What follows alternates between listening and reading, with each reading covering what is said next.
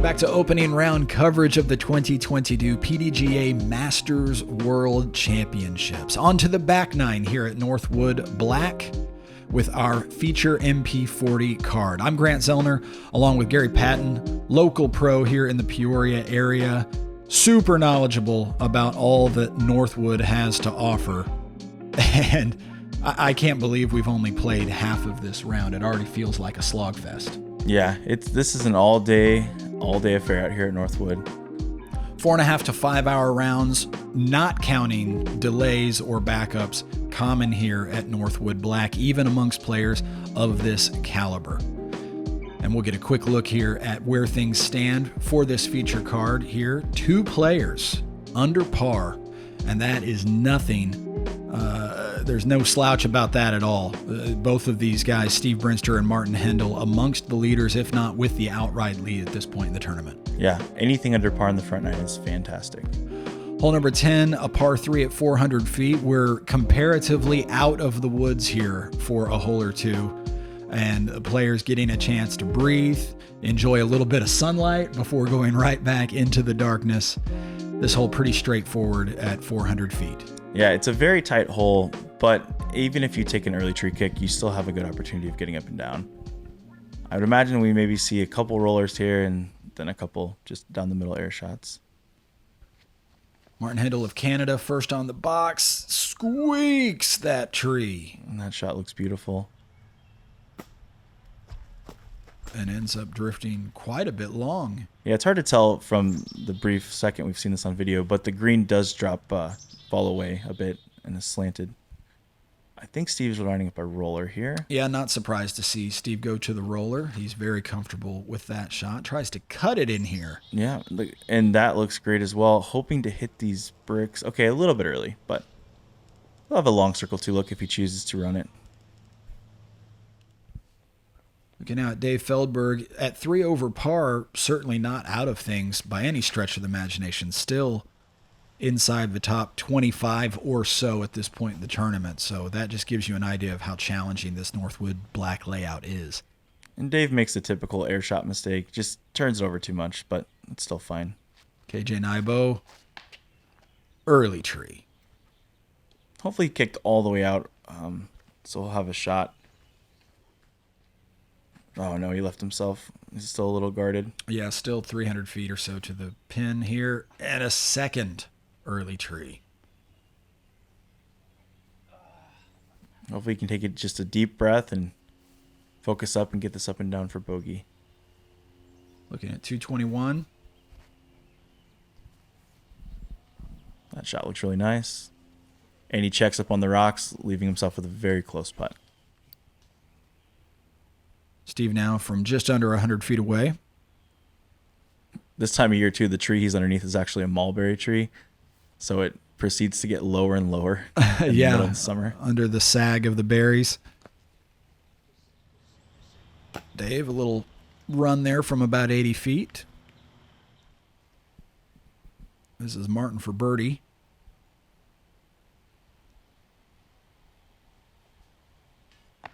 And just a little low there. Still an excellent tee shot. We're all the same. Everybody intending to clean up what they've got left here, starting with Dave saving a par. And if you haven't checked in with Northwood in a while, this was previously hole 7 on gold that we played here for a few years. Martin here to save his par.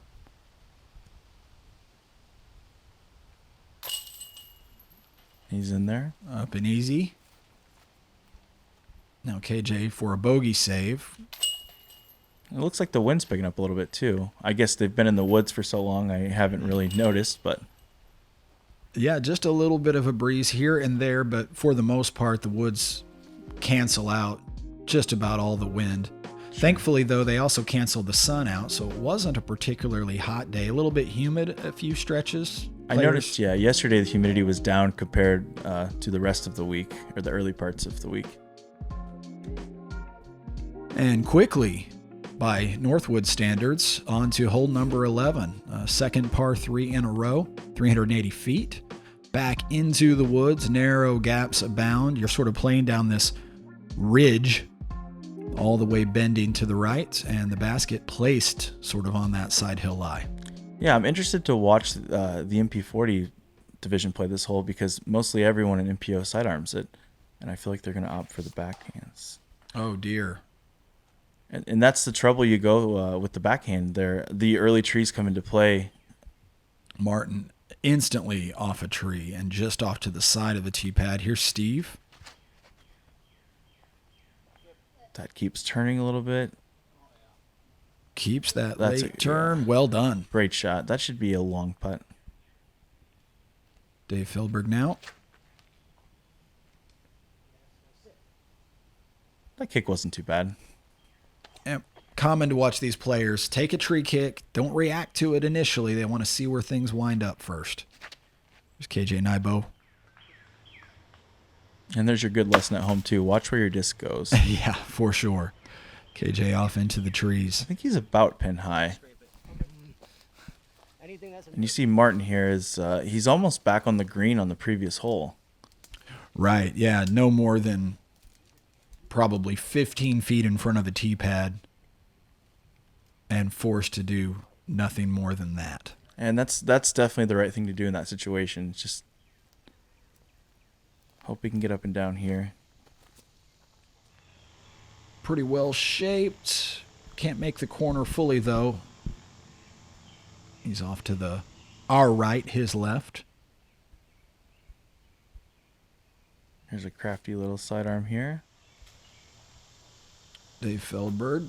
The rare Dave Feldberg sidearm. I wasn't even, that didn't even compute in That's my brain. That's like seeing a unicorn prancing through the woods here in Northwood. Here's KJ. Not the first time, nor will it be the last, that he tries to use that long frame to stretch out and give himself something. Yeah, and he was much shorter than I thought he was off the tee. He must have threw a slower disc. Ricochet's up there to about circle's edge. So yeah, Brinster. I'm sorry, this is Martin. This is Martin.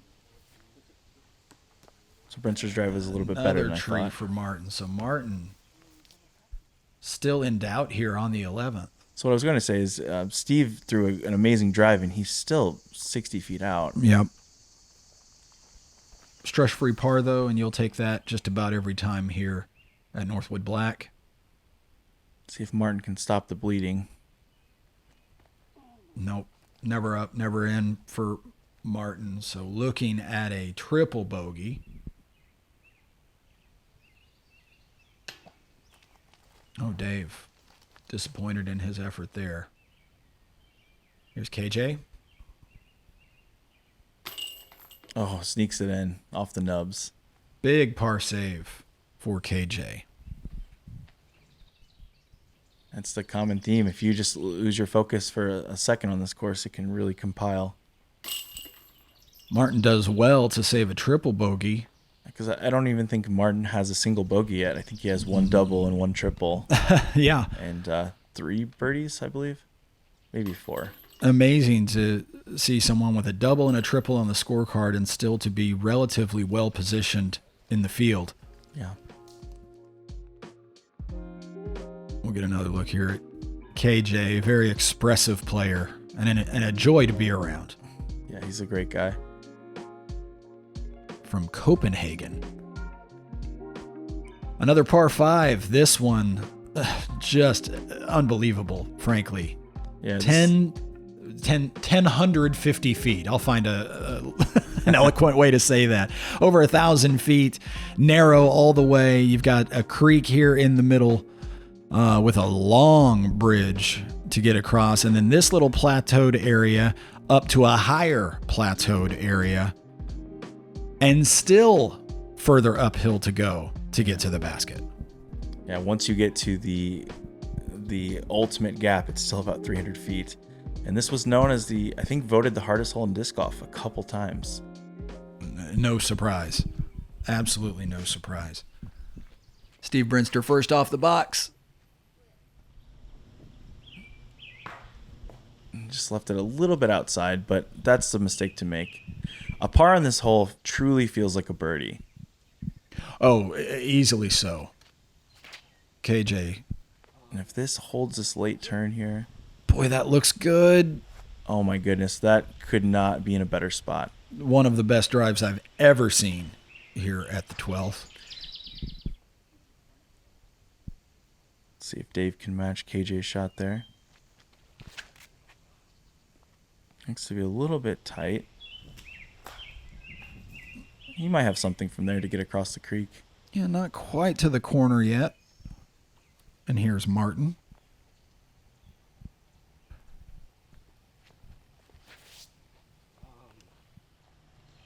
Very well shaped. This looks similar to KJ's. Oh boy, it sure does. They are both way up there. And the short tee they're landing just past is about 730 feet out.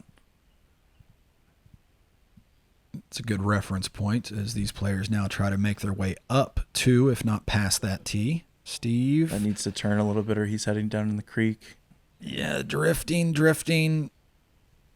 And another fact, they've actually taken out the OB on the left-hand side all the way throughout this hole.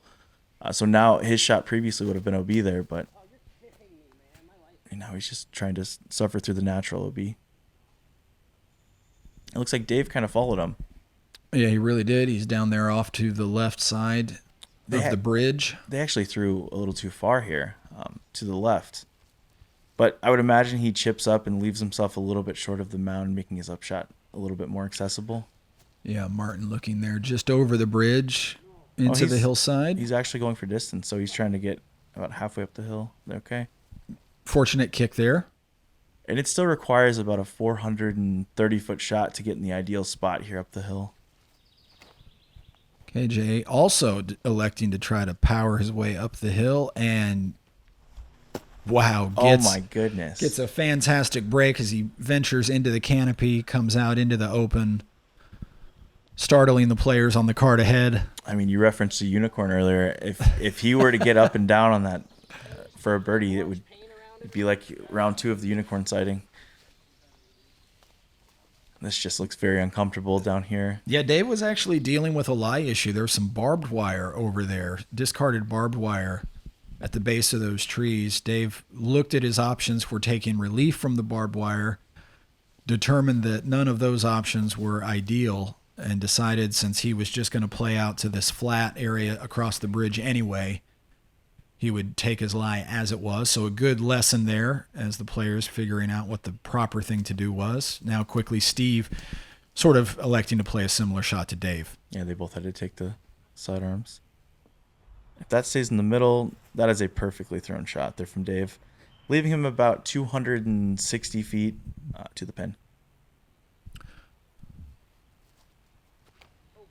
Uh-oh. Steve locks up. Yeah. Yanks things straight to the right. Everyone does it every now and then. Unfortunately, he did it at a very inopportunistic time. There's Martin now, trying to get to the top of the hill, and does so very nicely. Yeah, leaving about 200 feet in. Steve now fortunate to be in a bit of an open space over there. Oh, wow, yeah, he kicked all the way to the top of the plateau. This gap actually looks really big on camera.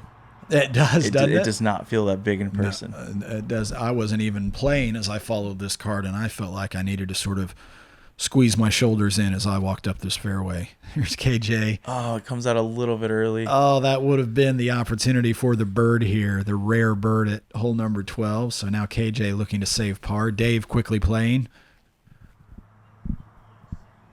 Hopefully he can get up and out of there with... he leaves himself a little short. Probably in the 30-foot range. Here's Martin.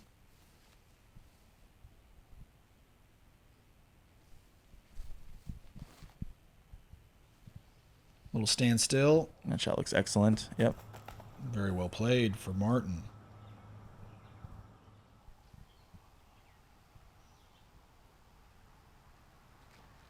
Steve Brinster going to the gentle turnover. Yeah, he threw that nice and nose up. Gave it a little bit of a run even. It's a really good tool that Steve has in his game, that nose up floating putter from about 200 feet. Here's KJ. Leaves himself 20 feet, maybe 25 at most. But yeah, I see a little bit uncomfortable distance here. Hopefully he can knock it in for a par. Oh, just a bad spit out there. A little bit low right. A little low right. Rolls it right over the edge of the cage. Here's Dave Feldberg. Nice putt from Dave as he just saves himself from stepping over his lie. It looked like there, a little foot fault action, but he saved it nicely.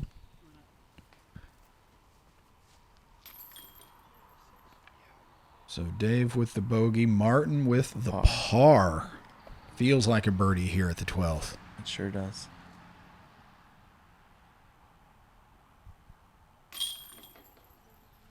A double bogey from Steve by no means takes you out of it on this hole. It's honestly rare not to see at least 1 8 on this hole per card. Yeah.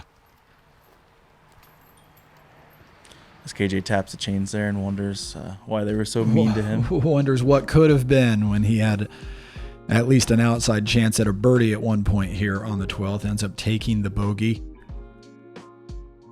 One last look at his amazing drive. Yeah, this was just beautiful. He kind of looks away there. He just knew that it was going to stick on that line. Well, hole number 13. At 653 feet, a very challenging par 4. Narrow gap off the tee.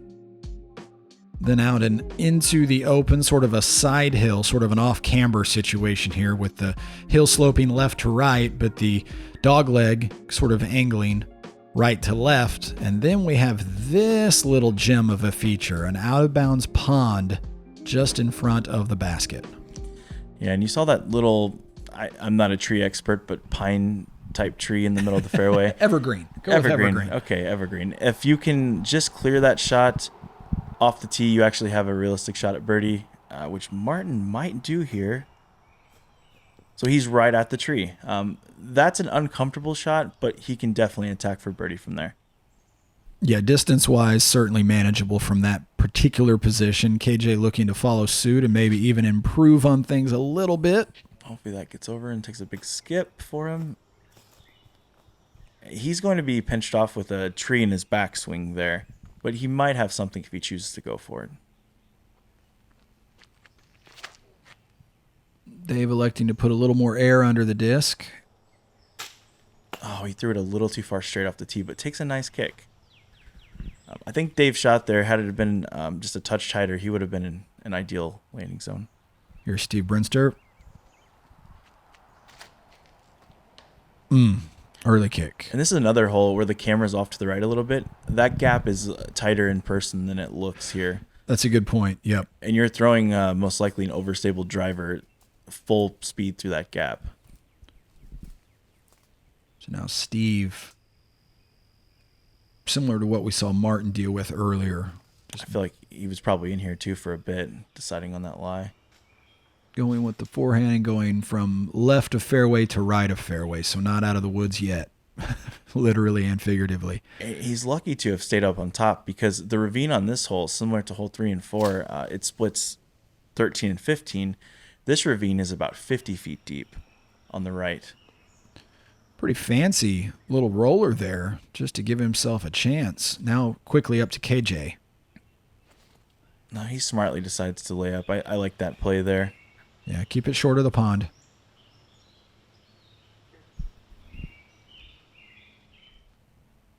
Dave now, I think he's going to go for this basket. Yep. Now stay up. Whoa, well done. Great shot. He was probably about 280 feet out there, maybe 250 at least. There's Martin from about 260 looking to follow Dave. Little overturned.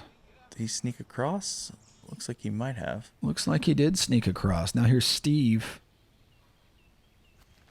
trying to power something just over the edge of the creek and catches one of the stakes on the out-of-bounds side and never skips over to the inbound side. So never cleared the full OB area of the pond.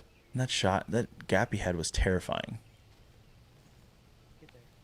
Looks to be good. Missed that tree. Okay, it's A sad. little short. We'll be okay. The players here doing a really great job of illustrating, everybody discussing what happened, everyone discussing exactly what they saw from their angle, and most importantly, everybody casting a vote for what they saw, that's what I saw. which resulted in Steve being declared out of bounds by the group. Yeah, and moments like these are always so tough.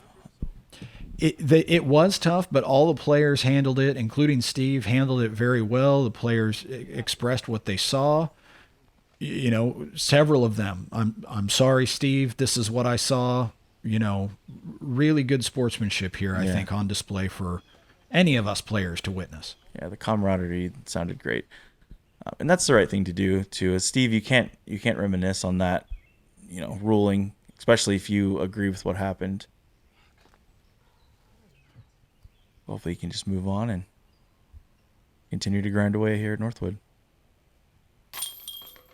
Nice putt there from Martin. In the midst of all that, Martin in for his par.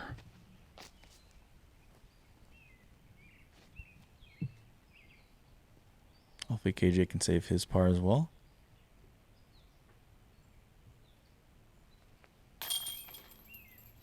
Nice putt there. You may have forgotten that Dave is here for a drop-in birdie. Just phenomenal play by Dave Feldberg here on the 13th. And everybody's still very much in the hunt, despite that triple bogey from Steve, despite KJ sitting at 6 over. Everybody still very much in contention here. And of course, we're very, very early here in this 2022 Masters World Championships.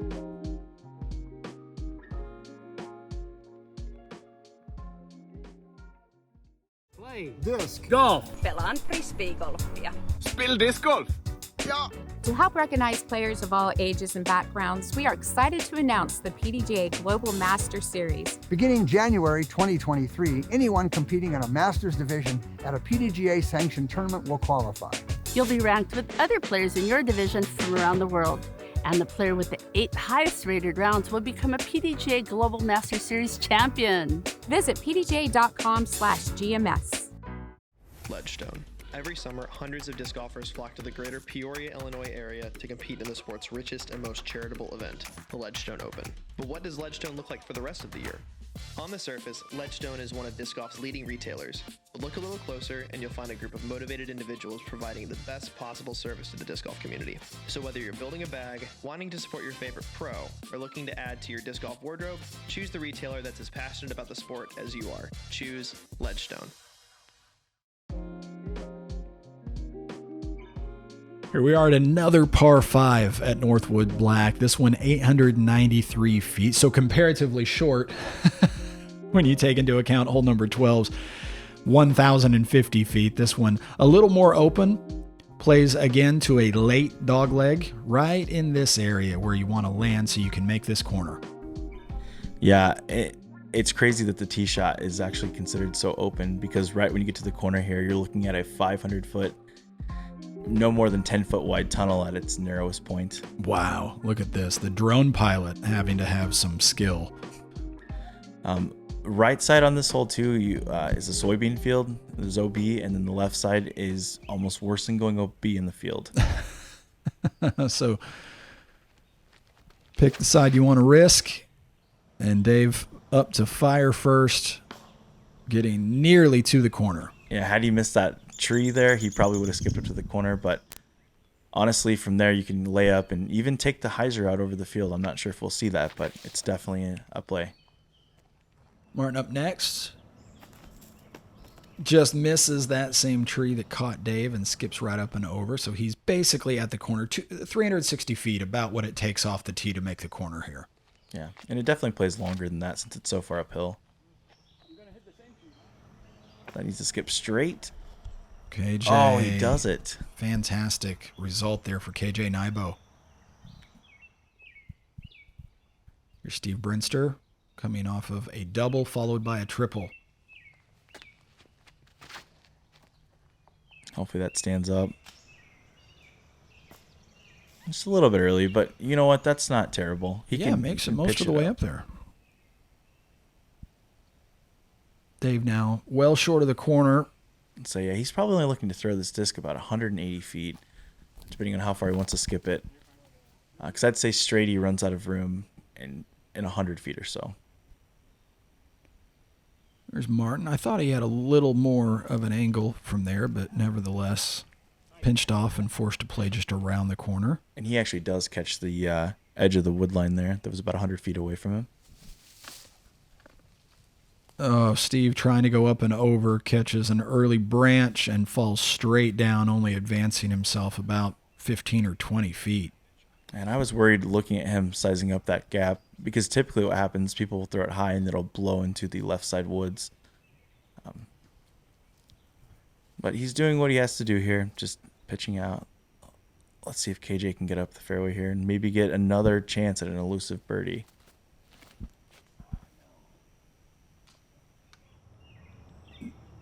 Yeah, he made it, 200 feet before ricocheting down to the ground, so he's at least in the open. Yeah, I would imagine he has at least upper 200s left into the green.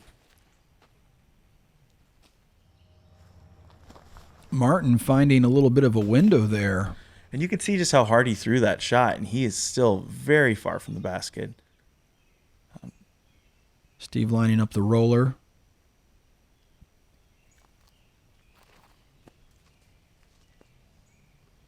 Oh, wow, this is looking great. Oh, it's even going to finish. Oh, it hit the tree at the very end. That was an amazing shot. Yeah, and even with that tree kick at the end, that was pretty incredible. Dave leaning way out. Only advances the disc about 100 feet there. Yeah, so KJ here is looking at least 300 feet on a flex forehand. Yeah, 330 to be precise. Puts himself right back into the woods. I think he kicked out there, or close to it at least. Hopefully he can get up and down for par. Dave with about 325 to the basket. Carves that pretty nicely, catches a tree though, and he's still about 50 feet short. Here's Steve Brinster.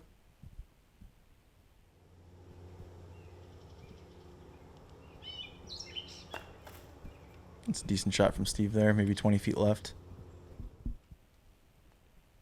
And to Martin, just over 100 feet away from the basket. This is a tricky 100 feet. Oh, and the disc's reaction on the wood chips there was fantastic. Peeling out as it comes into the basket. That was pretty cool. So KJ's left with a similar shot. Great shot there. That'll be a par for KJ. I think the basket will graciously accept that offering. I certainly hope it does. Dave Feldberg with Blackie. Oh, he got it. And up and in from 46 feet.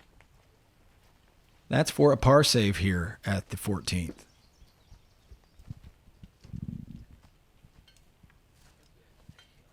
He's had 3 or 4 of those on the round today. That's the first one Dave has managed to cash in. Here's Steve.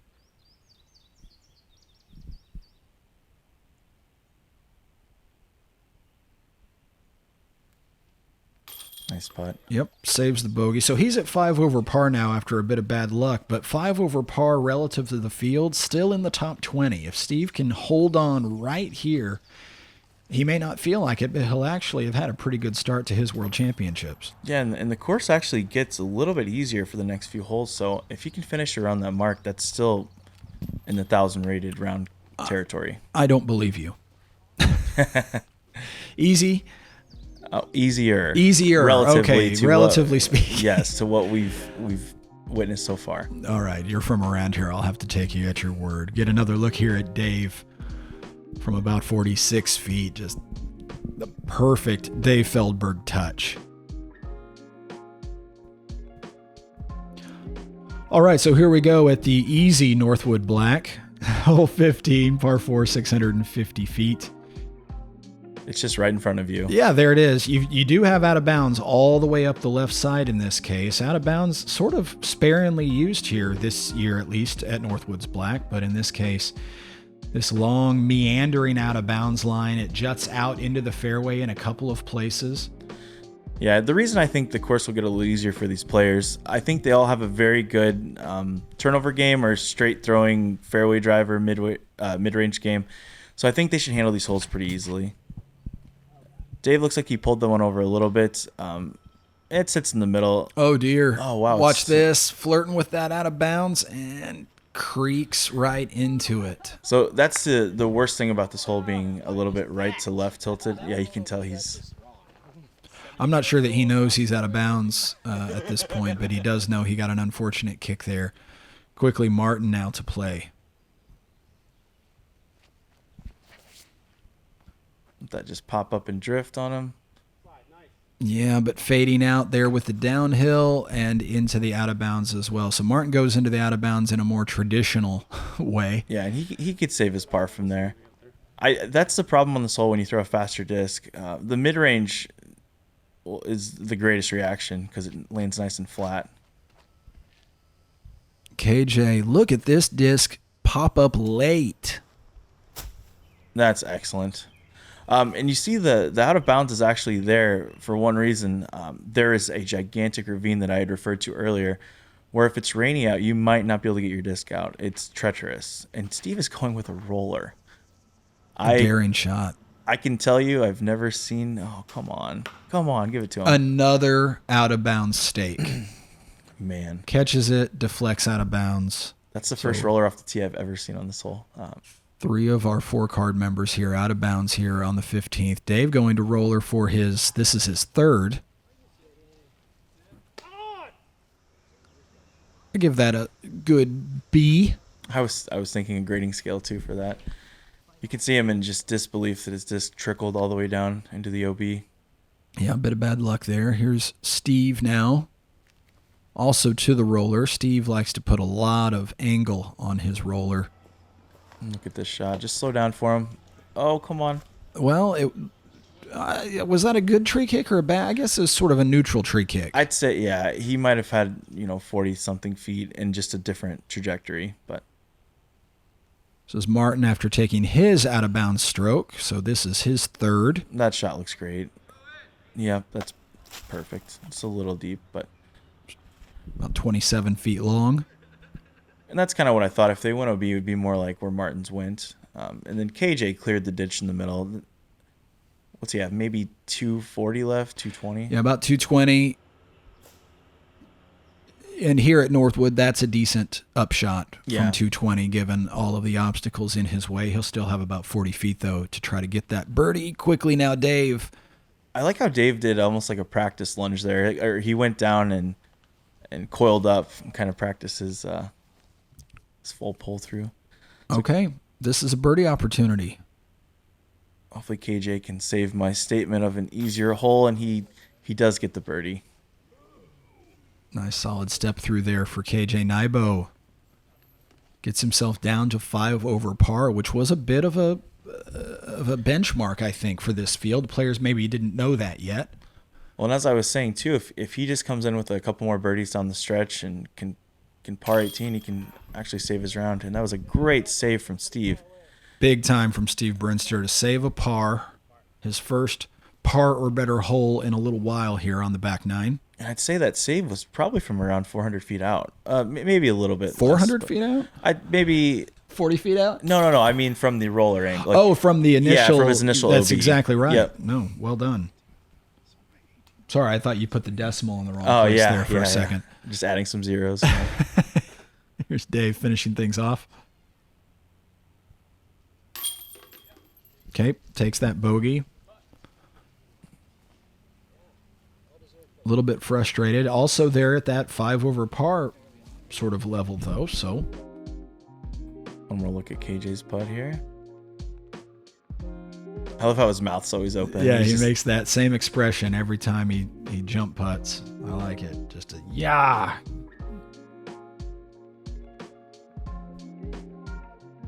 We're looking at hole number 16, a par 3 at 330 feet. It feels like a rare par 3 here at Northwood Black. This one steeply downhill from tee to basket over this creek several times. You know the best part about this hole? You've aced it. I did actually, but that's not what I was going to. Oh, okay. What's the best part? There is no OB. Interesting. Yeah, I wasn't trying to flex at all with that. No, I set you up nicely there. You're you welcome. KJ firing off first. KJ choosing to throw low and hard. So that shot's fine right there. He's a taller man. He can get over that. He's probably left himself 25 feet there, 22, something like that. That's about right. Here's Martin choosing to put a little more air under the disc. So if he splits that tree, he does. He's similar to KJ, just higher up, and he'll actually be able to get over the telephone poles or whatever you want to call those things easier because he's higher up. Here's Steve Brinster now. So the worst thing you can do on this hole never flip for him is unfortunately what might be happening here. No, he's still okay. The worst thing you can do is almost ace run the hole and then hyzer out. There's a couple creek channels down there where you'll be underneath the bushes underneath you'll be underneath the bushes themselves and have like an impossible upshot. And Dave looks to be following Martin here and KJ. Yep. Late tree though, so he'll be off in the woods to the right. Here's Steve, had to find his disc and fortunately did so before the time limit ran out, so he's still about 150 out, just sort of making his way up a little bit closer here. He was a little shorter than I thought off the tee. I didn't realize he kicked so far over. This 45 feet away, but way below the basket. Oh, and that close from saving par. I'd imagine we see a couple birdies here. I think we can put these in. Dave from 35 feet. Oh, just a little short. Just off. Now Martin from about 35 feet. Nice birdie from Martin. And for Martin. So they actually must have hit that wall quite hard because I thought Martin was closer than KJ. Let's see if KJ can navigate this awkward putt here. Yeah, sort of weird, standing right in front of that wall. Sort of short arms it, and you get the result there. Just not quite able to put the disc on the correct line. So, Dave and KJ cleaning up pars here. I'd say that's about normal for this hole. You usually see one or two birdies. But the average on it per your card is about even or one down on, typically. Steve with a bogey yet again, still looking for that first birdie here on the back nine. One more look at Martin's putt here. Look how he just holds his release. Sort of lunged his body up there. He was just fractionally outside the circle for that putt, so able to move his feet just a little bit.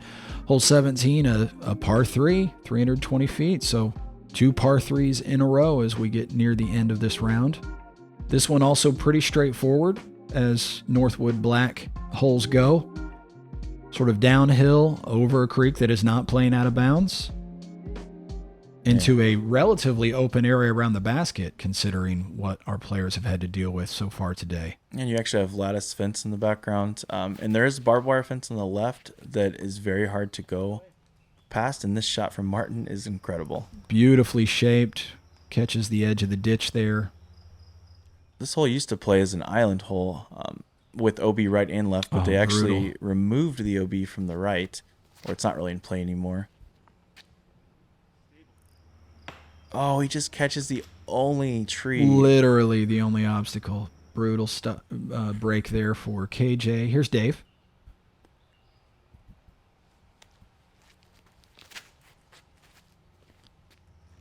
So as long as that doesn't keep drifting, it needs to get down a little bit here. Hits the bridge. Okay, that's good, because if he had went underneath the bridge, he could have went out of bounds. Here's Steve now. Looking to get on track. Takes the inside gap. I don't know if that was on purpose, but it worked out. I don't either, and if it was, that's great, because I've also never seen anybody really take that inside on a backhand. Normally that's a forehand gap. Here's KJ now from about 100 feet away still. Just gently placed across the creek there. Yeah, it looked like easy work from him. Everybody else within about 25 feet, starting with Dave. Oh, he just didn't give it enough. Feels like he can't catch a break at this point. And Dave's reaction there, you can just live vicariously through him at home. Yeah. And really just feel the effects of Northwood. Steve Brinster, by the way, first birdie of the back 9. Needed that badly. Now KJ looking to clean up a par.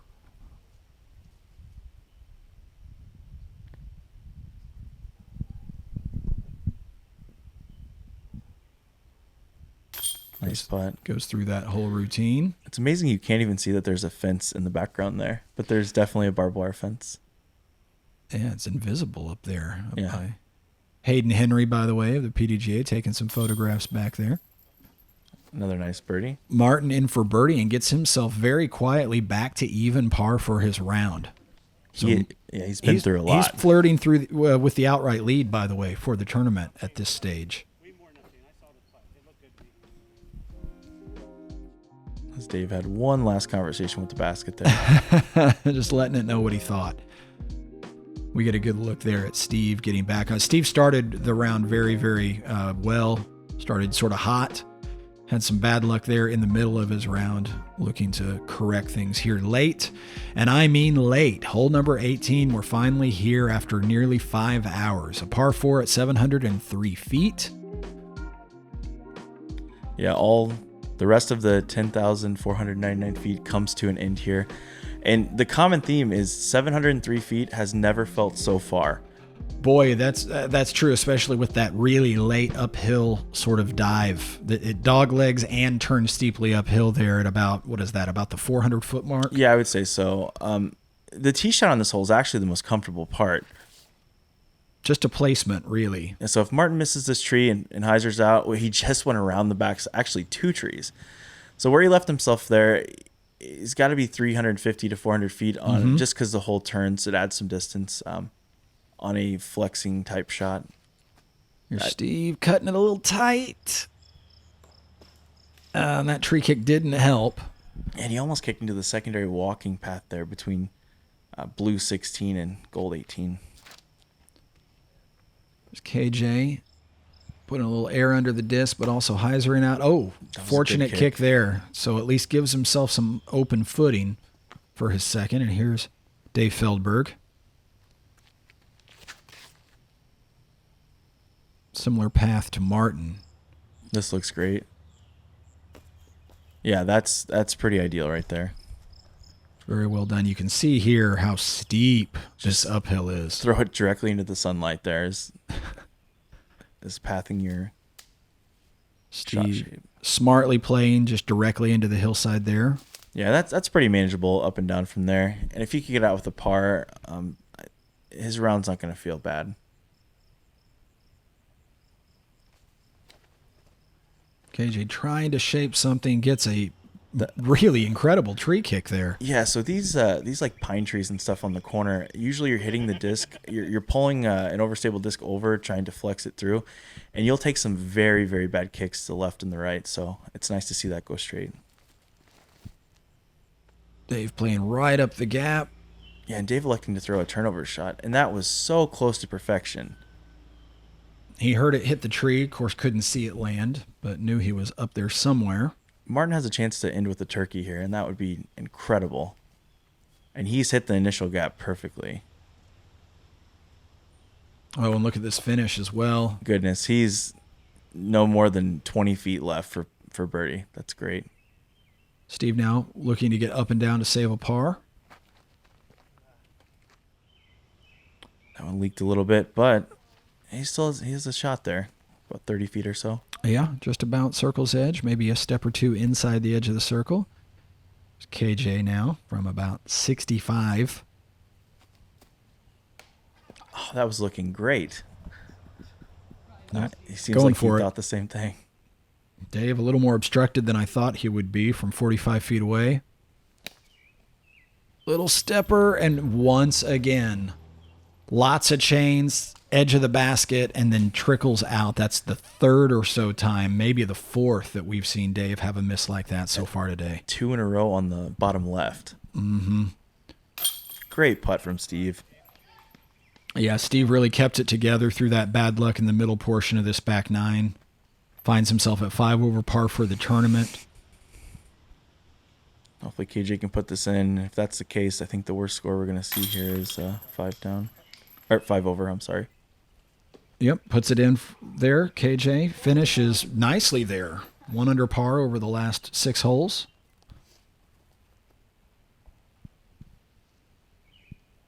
And Martin. Yep. That's an amazing birdie. 3 birdies in a row to finish up a round here at Northwood Black. He'll sleep well tonight. So we had a triple and a double and shot 1 down. Yeah, a triple and a double and shot 1 down for the round. And Dave's going to go collect his thoughts and try to come back and fight another day. Going to go out and have a sternly worded chat with every single tree on the course, I think, before they return here in 2 days. These players now gearing up for a second round, which will be at the Eureka Temp course, the infamous Eureka Temp course. A couple less trees out there. Just a few less trees. You get an idea here of the lay of the land. Martin with a share of the lead at 1 under par. You see the rest of the top 10 there. And of note, all 3 other players on our card, all in a tie for 14th. So despite a 5 over par showing here at in round 1, all within the top 15 and ready to continue this World's Championship. Make sure you like and follow the PDGA and subscribe right here to this YouTube channel for continuing coverage of the 2022 PDGA Masters and Junior World Championships from Peoria, Illinois.